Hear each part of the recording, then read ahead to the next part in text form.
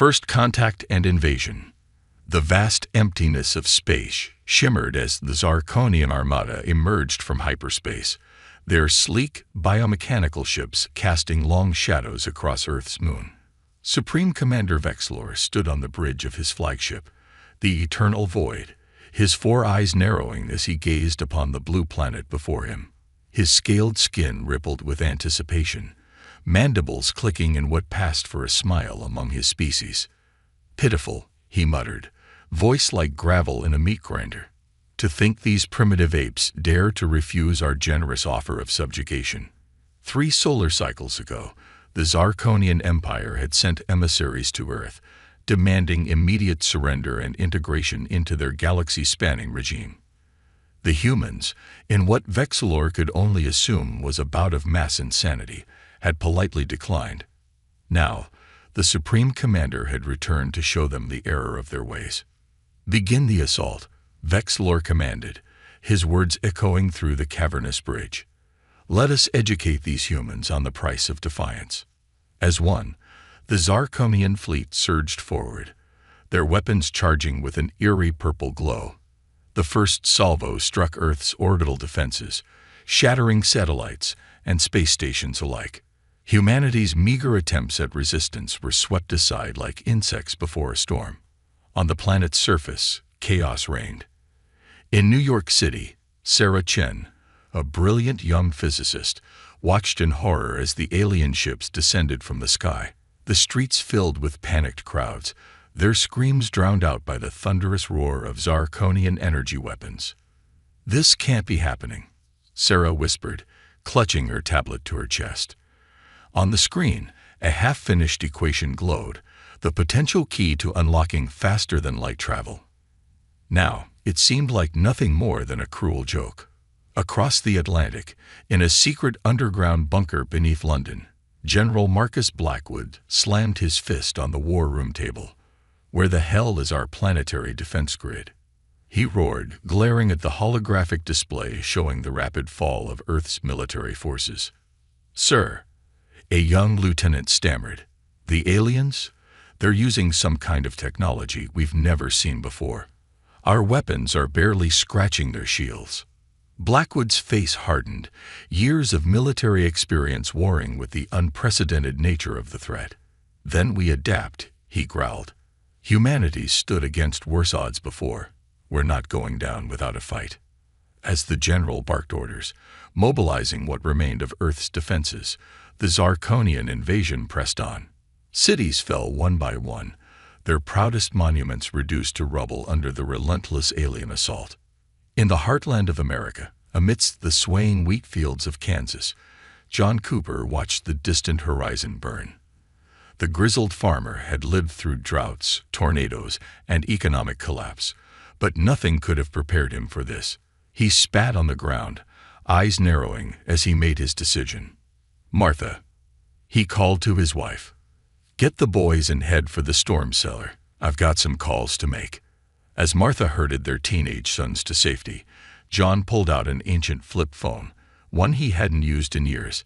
He dialed a number from memory, waiting as it rang once, twice, 3 times.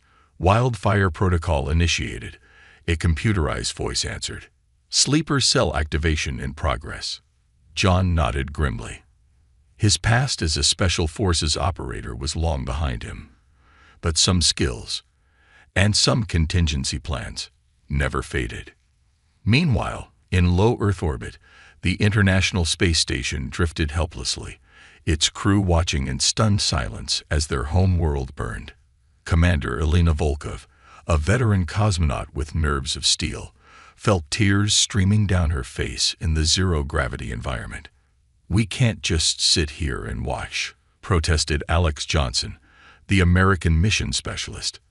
"There has to be something we can do." Elena's mind raced, considering and discarding options at lightning speed. Then her eyes widened as an idea took shape, dangerous, possibly suicidal, but with a glimmer of hope. "Listen carefully," she said, her accent thickening with urgency. "We may not be able to fight these bastards directly, but we got something they don't expect, a bird's eye view of their entire invasion. As Elena outlined her plan, a spark of determination ignited in the eyes of her crew. They might be trapped in orbit, but that didn't mean they were helpless. If they could gather intelligence on the alien fleet's movements and weaknesses, maybe, just maybe, they could give Earth a fighting chance. Back on the surface, the tide of invasion seemed unstoppable. Zarkonian walkers, towering three-legged monstrosities bristling with weapons, strode through the ruins of once proud cities. Their energy beams lanced out, vaporizing pockets of human resistance with terrifying efficiency. Yet, even in the face of such overwhelming force, humanity refused to break. In the subways of Moscow, the Bushkas who had survived the siege of Leningrad now led groups of survivors in guerrilla attacks against alien patrols.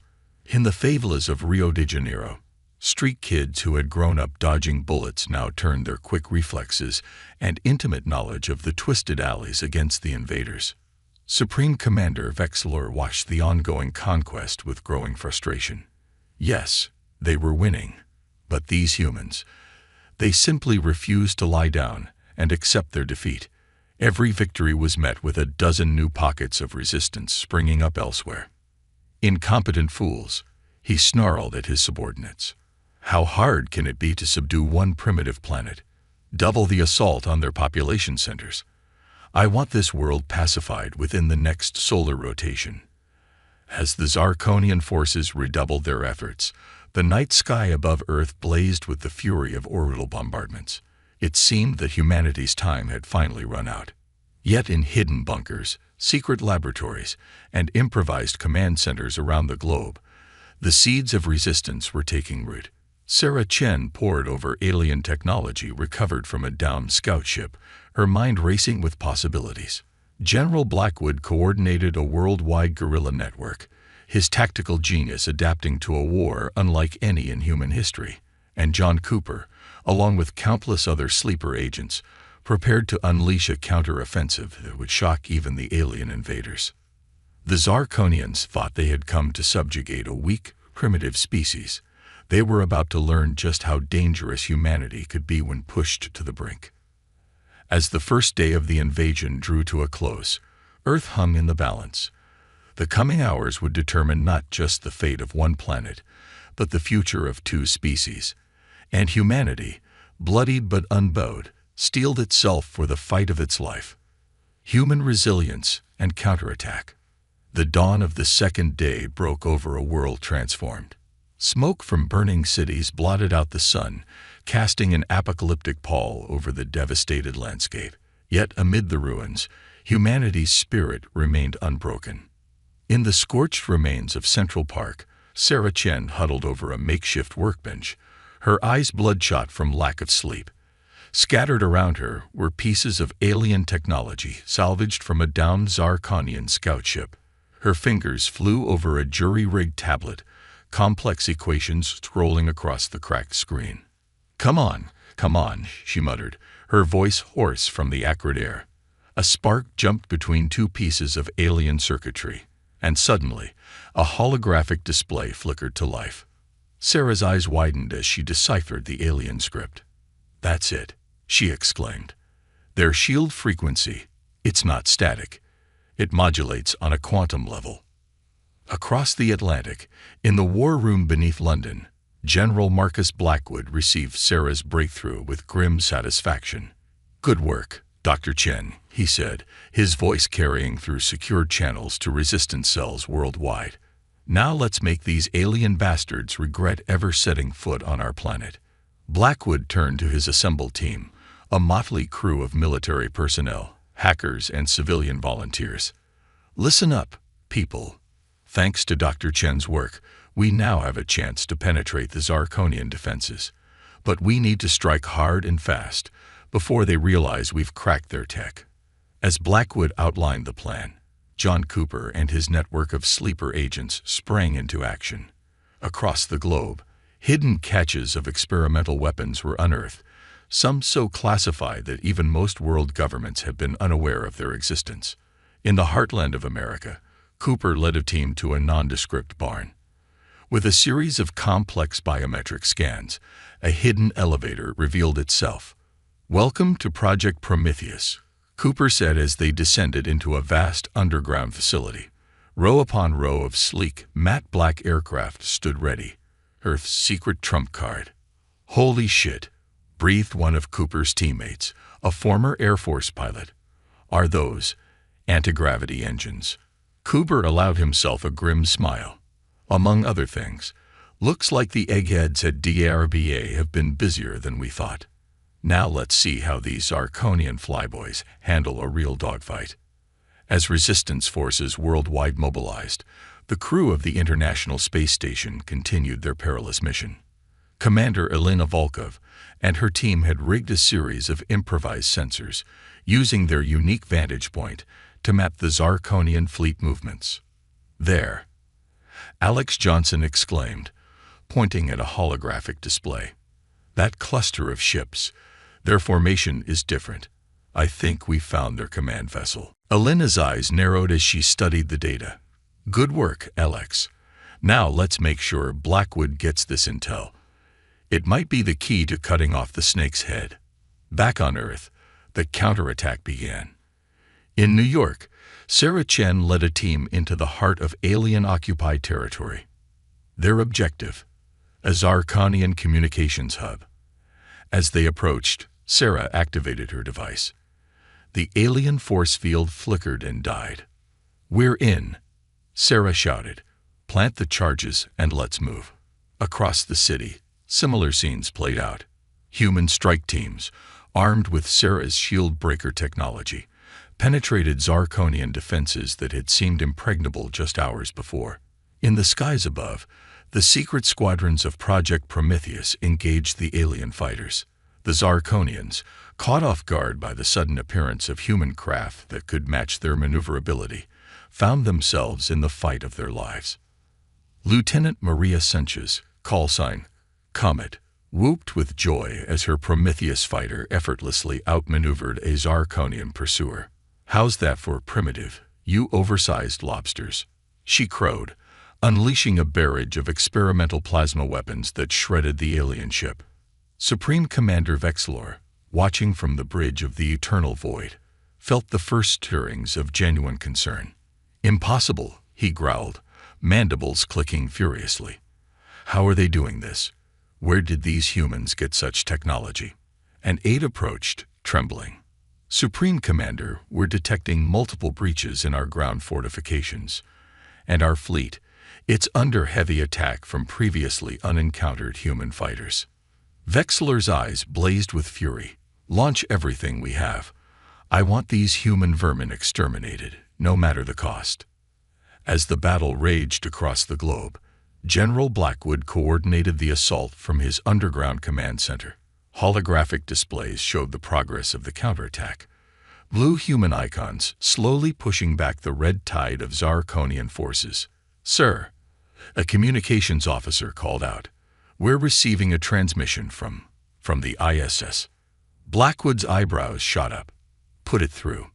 Commander Volkov's face appeared on screen, her expression grave but determined. "General, we've identified the Zarkonian command ship. Sending coordinates now. But there's more. We've detected some kind of energy buildup. Whatever they're planning, it's big." Blackwood nodded, his mind racing. "Good work, Commander. We'll handle it from here. You and your crew have done more than enough." As the transmission ended, Blackwood turned to his staff. "This is it, people. We've got the location of their command ship and whatever superweapon they're charging up. It's time to end this." He keyed in a secure channel to the Prometheus squadrons. "All units, this is Thunderbird Actual. We have a priority target. Converge on these coordinates and hit them with everything you've got." Around the world, the tide of battle began to turn. In the ruins of Tokyo, a group of teenage hackers led by the brilliant Kenji Tanaka managed to seize control of a Zarkonian walker. The massive war machine, now under human control, turned its weapons against its former masters. In the Amazon rainforest, indigenous tribes armed with a combination of ancient wisdom and modern weaponry ambushed Zarkonian patrols. The aliens, accustomed to open warfare, found themselves outmatched in the dense, unforgiving jungle. As the human counteroffensive gained momentum, the Zarkonians found themselves facing an enemy far more tenacious and adaptable than they had ever imagined. Supreme Commander Vexlor watched in growing horror as his invasion force, once seemingly invincible, was slowly but surely pushed back. "Charge the Void Splitter to maximum capacity," Vexlor roared. "If we can't have this world, we'll reduce it to atoms." But even as the Zarkonian superweapon powered up, a massive formation of Prometheus fighters closed in on the eternal void. Led by John Cooper himself, the human squadrons dodged and weaved through a hail of alien fire. "This is for Earth, you scaly sons of bitches," Cooper growled, his targeting computer locking onto a critical weak point in the Zarkonian flagship's hull. "Fire everything." A storm of advanced human weaponry converged on the eternal void. For a moment, the massive alien ship seemed to shrug off the assault. Then, with a series of catastrophic explosions, it began to break apart. On the bridge, Supreme Commander Vexlor stared in disbelief as his mighty vessel crumbled around him. His last thought, before the final explosion claimed him, was one of grudging respect for the species he had so gravely underestimated. As the eternal void disintegrated in low Earth orbit, a cheer went up from human forces worldwide. Without central command, the Zarkonian invasion crumbled. Some alien units fought on, but many, seeing the tide of battle irreversibly turned, chose to surrender. In the war room beneath London, General Blackwood allowed himself a moment of relief. "We did it," he breathed, then straightened up. "But our work's not done. Begin rescue and recovery operations immediately. And someone get me a line to the UN. We've got a lot of rebuilding to do." As the dust settled on humanity's greatest battle, the people of Earth emerged from hiding, blinking in the sunlight of a hard-won victory. The Zarkonian invasion had brought untold destruction, but it had also united humanity like never before. Sarah Chen, looking out over the battered but unbroken skyline of New York, felt a surge of pride and determination. "We've got alien tech to reverse engineer, a planet to rebuild, and a galaxy to explore," she mused. "Looks like humanity's just getting started." In orbit, Commander Volkov and her crew watched the Zarkonian fleet retreating into deep space. "Do you think they'll be back?" Alex Johnson asked quietly. Alina's lips curved in a fierce smile. "Maybe, but next time, we'll be ready. The stars won't know what hit them." As the sun set on the first day of Earth's new era, humanity stood tall, bloody but unbowed. The Zarkonians had come expecting an easy conquest. They left with a harsh lesson. When pushed to the brink, humans don't just endure, they triumph.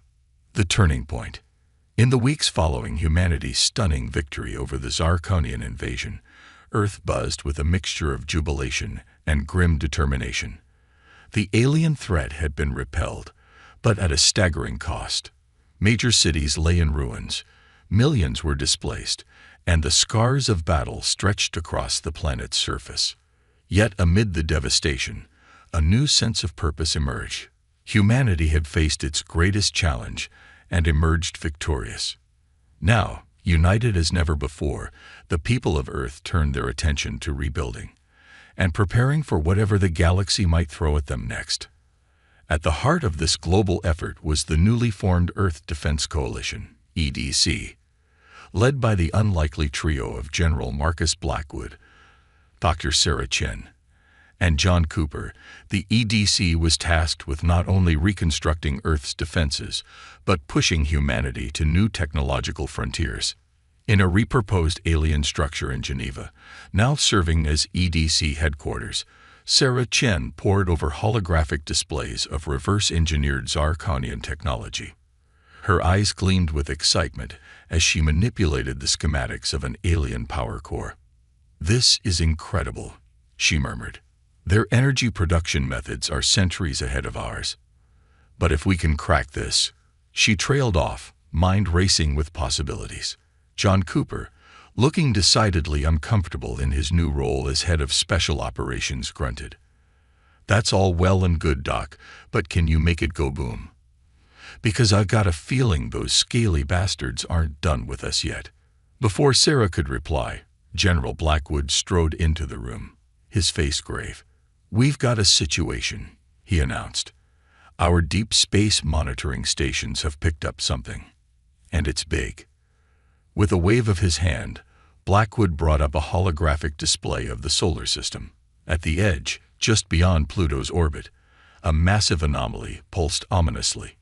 "What are we looking at, General?" Sarah asked, her voice hushed. Blackwood's jaw tightened. "We're not sure. But given its size and the energy readings, we think it might be a Zarkonian wormhole." The room fell silent as the implications sank in.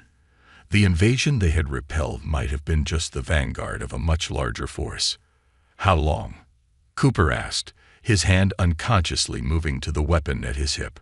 "Based on the rate of expansion, we estimate we have 3 months before whatever's on the other side comes through," Blackwood replied. Sarah's mind was already racing. 3 months to prepare for potentially an entire alien armada. "We need to accelerate everything. Weapons development, space-based defenses, training programs." Blackwood nodded. "Agreed. And we need to do it without causing a global panic. The world's still recovering from the last attack. If word of this gets out too soon, I'll get my teams on it," Cooper interjected. "We've got sleeper cells and hidden bases all over the planet. We'll ramp up production and training in secret." As the 3 leaders of Earth's defense began to formulate their plans, similar scenes played out across the globe. In hidden laboratories and secret facilities, human scientists and engineers worked tirelessly to unlock the secrets of alien technology. In orbit, the International Space Station had been transformed into a state-of-the-art early warning system. Commander Elena Volkov, now heading a multinational crew of soldiers and scientists, kept a vigilant watch on the stars. "Another contact," reported Lieutenant Yuki Tanaka, her eyes fixed on the sensor displays. "7th one this week. They're probing our defenses." Elena nodded grimly. The Zarkonians had been sending small scout ships through the wormhole, testing Earth's new defensive capabilities. So far, none had made it past the outer solar system alive. "Keep me posted," Elena said. "And make sure the Prometheus squadrons are ready to scramble at a moment's notice." Back on Earth, in a sprawling underground complex beneath the Nevada desert, Maria Sanchez led a new generation of pilots through grueling simulations. The Prometheus fighters, Earth's secret weapon in the last battle, were now the backbone of humanity's space defense force. "Come on, people," Maria shouted as holographic Zarkonian ships swarmed around her students. "You think the real thing's gonna be any easier?" Again. As the pilots grumbled and reset their simulators, Maria allowed herself a small smile. They were good, damned good. But would it be enough? In New Delhi, Dr. Aisha Patel put the finishing touches on a radical new medical technology. Derived from Zarkonian bio-augmentation techniques, it promised to enhance human healing and resilience to unprecedented levels. "We're ready for human trials," she announced to her team. "Any volunteers?" Without hesitation, every hand in the room went up. The weight of humanity's survival rested on all their shoulders, and not one of them was backing down from the challenge. As the weeks passed, Earth's preparations intensified. Cities were fortified with energy shields, automated defense systems were installed on every continent, and a new fleet of advanced warships took shape in orbital shipyards. Yet even as humanity rallied, dissent began to grow. In the ruins of Moscow, Viktor Petrov, a charismatic former soldier, addressed a growing crowd of disaffected survivors. "The EDC claims to protect us," he shouted, his voice carrying across the makeshift settlement. "But where were they when our homes burned? When our families were slaughtered? I say it's time we took our defense into our own hands." The crowd roared its approval, unaware of the shadowy figures watching from the periphery. Cooper's agents melted into the night, their reports already racing back to EDC headquarters. As the second month drew to a close, tensions reached a breaking point. Rumors of the impending alien armada had leaked, sparking panic in some quarters and fierce determination in others. The EDC found itself fighting a war on two fronts, preparing for the alien threat while trying to maintain unity on Earth. It was amid this charged atmosphere that Sarah Chen made her breakthrough. In a secure lab deep beneath Geneva, she stood before General Blackwood and John Cooper, her eyes shining with a mixture of exhaustion and triumph. "We've done it," she announced. "We've cracked the Zarkonian quantum entanglement drive. With this, we can match their faster-than-light capabilities." Blackwood's eyebrows shot up. "Are you sure?" Sarah nodded emphatically. "We've run the simulations 100 times. It works. And not only that, we think we can use it to collapse the wormhole." Cooper let out a low whistle. "Hot, Dan. So we can take the fight to them." "Potentially," Sarah cautioned. "But it's not without risks.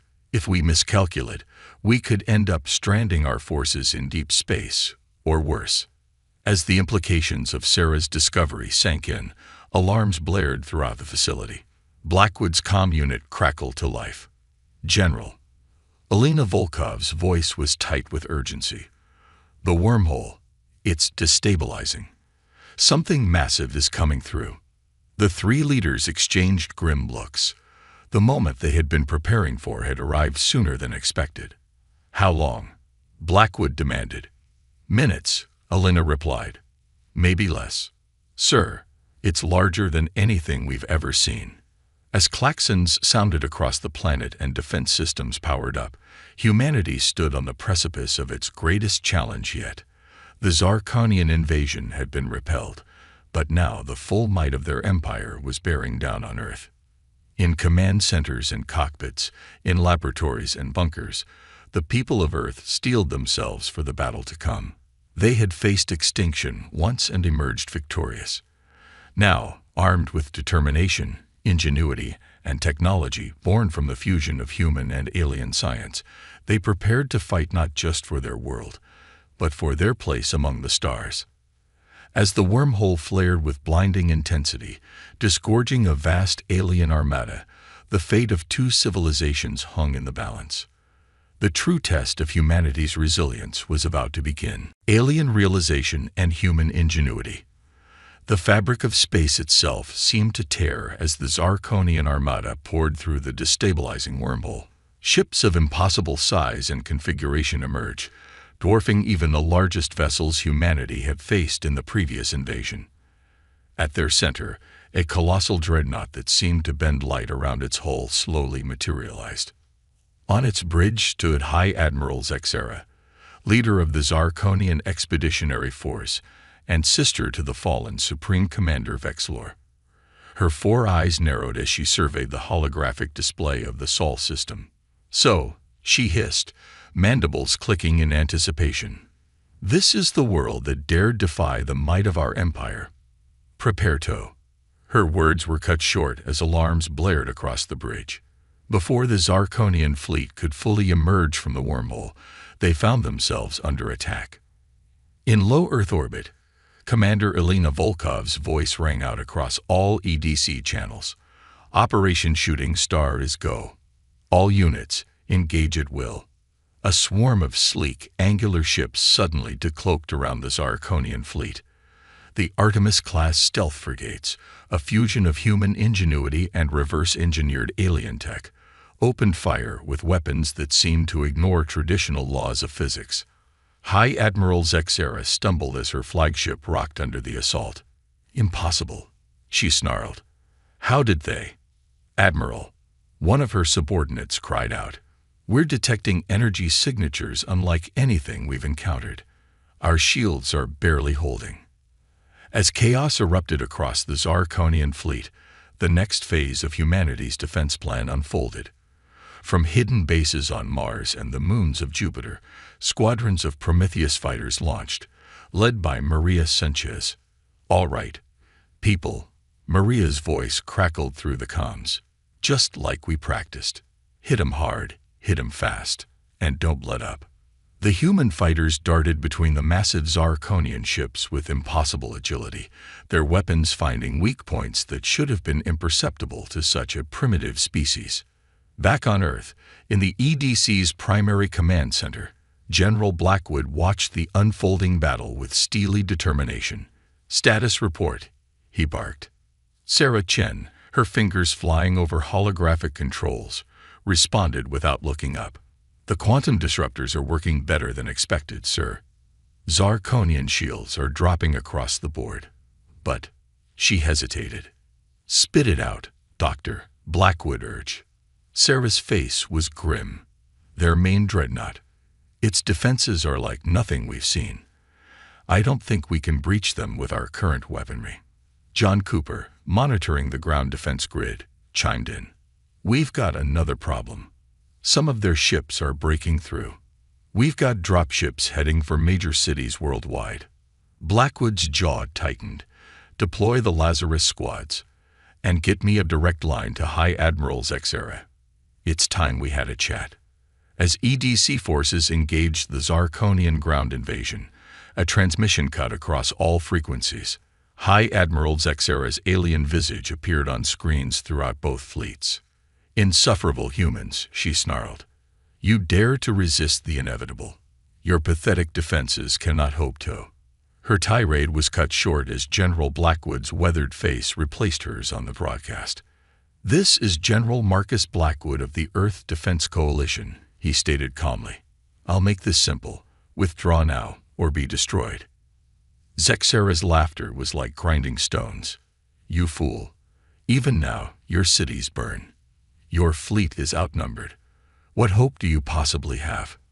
Blackwood allowed himself a grim smile, the element of surprise. At that moment, across the Earth, hidden defense systems activated. In New York, the Statue of Liberty's torch blazed with otherworldly energy, projecting a shield that vaporized incoming Zarkonian dropships. In Beijing, the Great Wall hummed to life, a network of rail guns emerging to unleash devastation upon alien ground forces.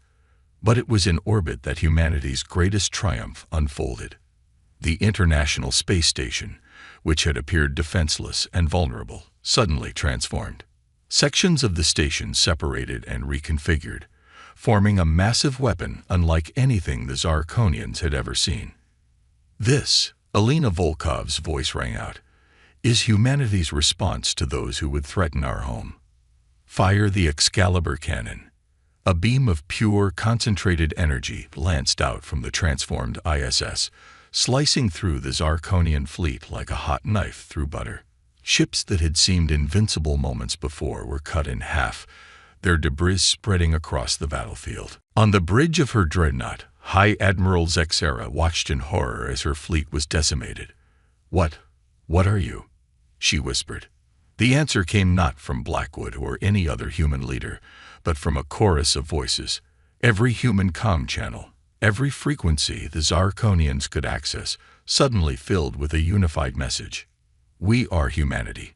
We are the ones you underestimated. We are the species that takes what you throw at us and turns it into our strength. We are the nightmare that your empire will never forget." As the tide of battle turned decisively in Earth's favor, the Zarkonian forces found themselves in unfamiliar territory. Retreat. Ships that could still flee began to do so, only to find their escape routes cut off by more human vessels emerging from hidden slip-spaced portals. In the EDC command center, Sarah Chen's eyes widened as she processed new data. "General," she called out, "I found a weakness in the dreadnought's defenses. If we hit it here," she highlighted a section of the ship's schematic, "we might be able to trigger a chain reaction." Blackwood nodded. "Do it." Across the solar system, human forces coordinated with a precision that left the Zarkonians stunned. Prometheus fighters cleared a path, Artemis frigates provided covering fire, and the Excalibur cannon prepared for its final shot. In her fighter cockpit, Maria Sanchez led the assault on the dreadnought. "For Earth," she cried, unleashing a barrage of missiles at the designated weak point. The combined firepower of humanity's fleet converged on a single point of the massive Zarkonian flagship. For a moment, it seemed as if even this concentrated assault would fail against the dreadnought's defenses. Then, with a flash of light that outshone the sun, the ship's hull cracked.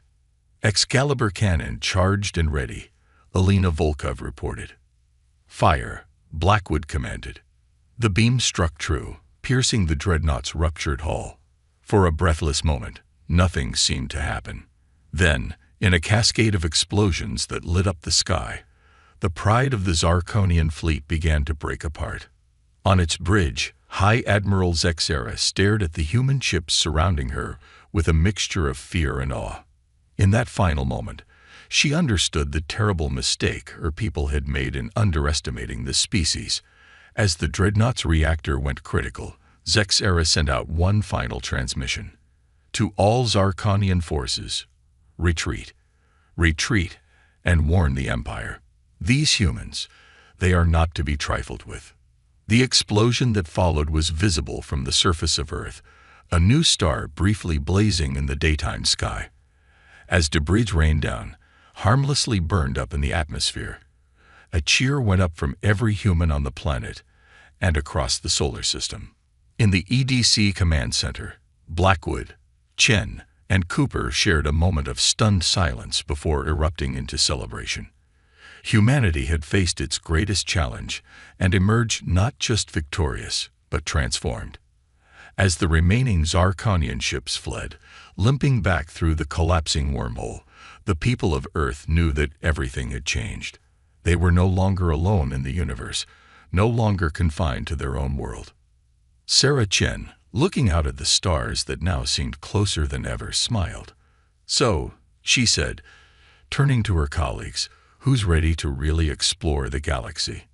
The war was over, but humanity's journey to the stars was just beginning, and the universe would never be the same. Final battle and aftermath. The days following humanity's stunning victory over the Zarkonian armada were filled with a mixture of jubilation, disbelief, and cautious optimism. As the last alien ships disappeared through the collapsing wormhole, the people of Earth allowed themselves to breathe a collective sigh of relief. But for those at the forefront of the conflict, the work was far from over. In the orbit of Mars, aboard the newly christened ESS Horizon, Earth's first true interstellar vessel, General Marcus Blackwood stood before a gathering of military leaders, scientists, and diplomats from across the globe. The ship, a marvel of human engineering and reverse-engineered alien technology, served as a symbol of how far humanity had come in such a short time. "Ladies and gentlemen," Blackwood began, his voice carrying the weight of recent events, "we've won a great victory, but we cannot afford to rest on our laurels. The galaxy now knows we're here, and we need to be prepared for whatever comes next." Dr. Sarah Chen stepped forward, activating a holographic display of the Milky Way. "Thanks to the data we've extracted from Zarkonian databases, we now have a map of known spacefaring civilizations in our galactic neighborhood."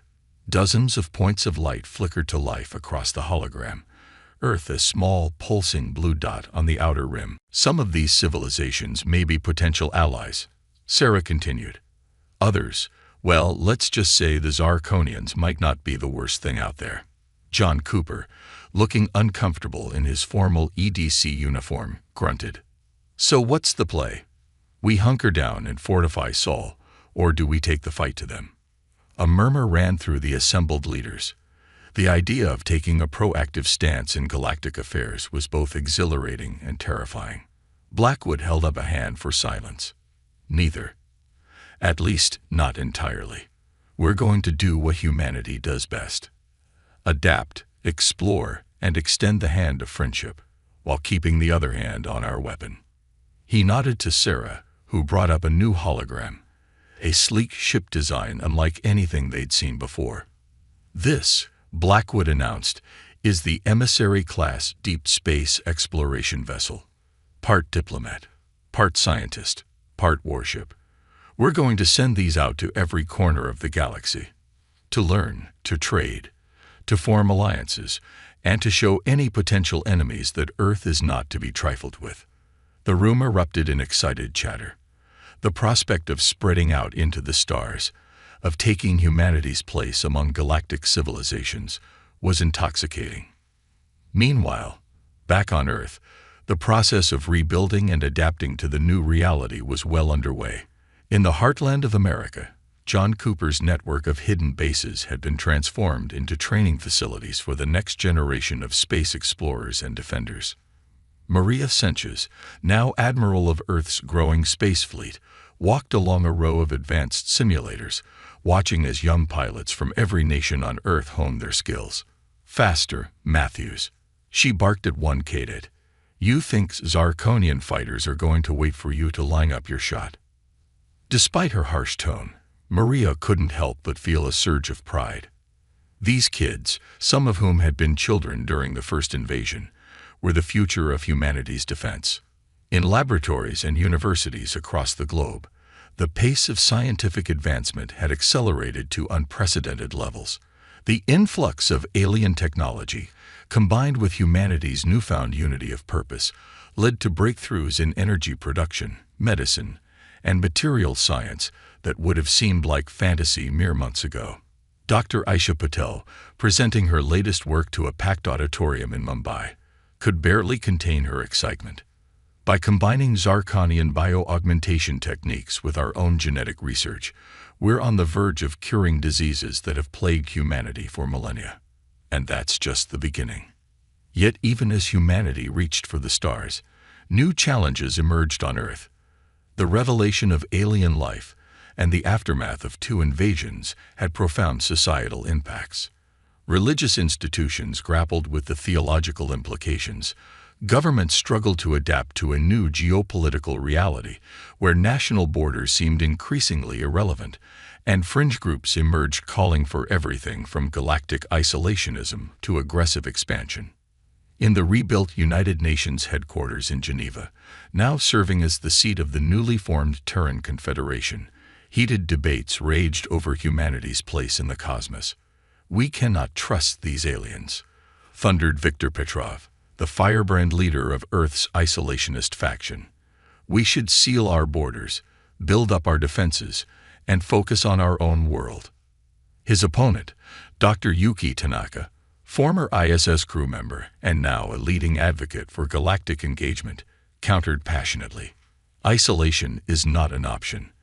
Like it or not, we're part of a larger galactic community now.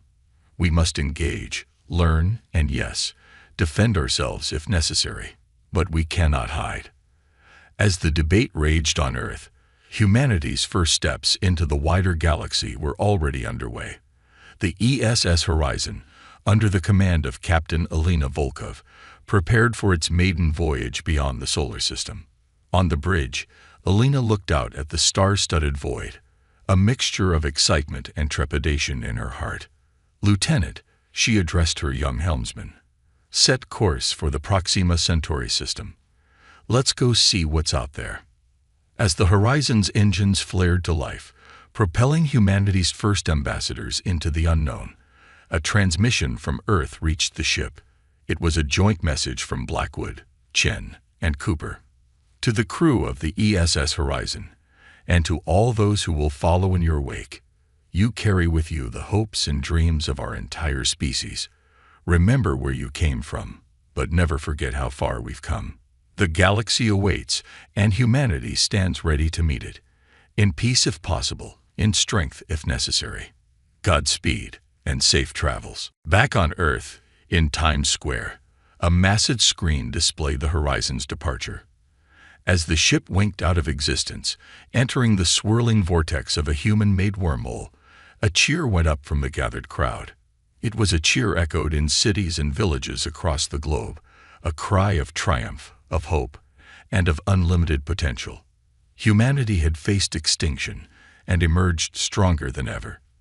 They had taken the best of what their would-be conquerors had to offer and made it their own.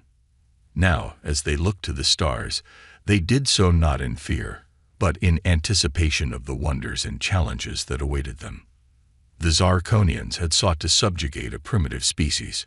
Instead, they had awakened a sleeping giant, and as news of Earth's victory spread across the galaxy, other civilizations took notice, some with interest, some with fear, but all with the growing realization that a new power had emerged on the galactic stage.